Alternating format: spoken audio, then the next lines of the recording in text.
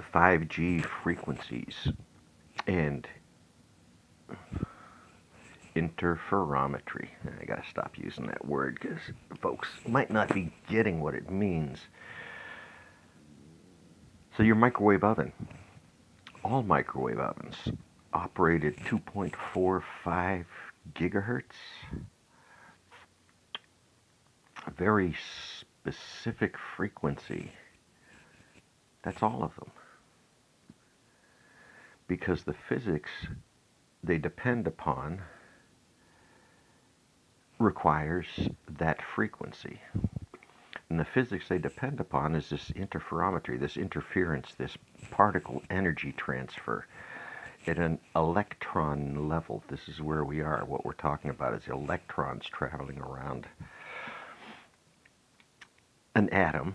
And if the atom is attached to another atom, we call it a molecule, right? So water, H2O, is a molecule. Those bonds between the hydrogen and the oxygen have very set specific characteristics or frequencies between them.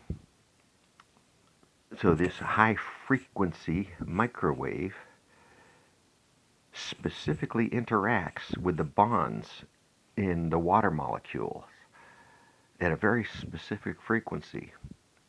And it doesn't destroy those bonds. It makes them vibrate, makes them resonate, makes them begin to produce photons of energy that spreads the heat through the food. So out of that microwave oven, 2.45 gigahertz pulse comes out. It hits that food and annoys all the water molecules in that food. Just the water molecules. Really nothing else. But don't forget, those water molecules are getting hot now. They're warming up. So the effects of heat, the effects of pasteurization, we all know about pasteurization, occurs at a certain temperature through the meat, through whatever you're cooking. So you want to make sure it's cooked, heated up internally well in the microwave. So this is a energy transfer mechanism. It is a part of the study of interferometry. It is how frequencies interact with things, very specific things. So I just touched on this, is about electron orbitals and specific types of bonds, specific compounds in nature that microwave interacts with. So up and down that energy spectrum are some very different nuances of these interactions. The fact is that energy, that frequency of energy at a high enough energy does cause cancer. Period. End. It's not a question.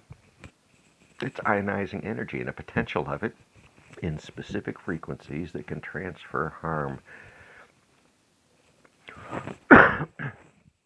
The radar set I was trained on, they were moved from San Diego, moved out into the desert. Because as they swept around the San Diego area, as it became more populated, the radar turned the lights on at night. So you could see the radar sweep across the city. So couldn't move the city, they moved the radar. Inside of that training was the risks of cancer by technicians working on a waveguide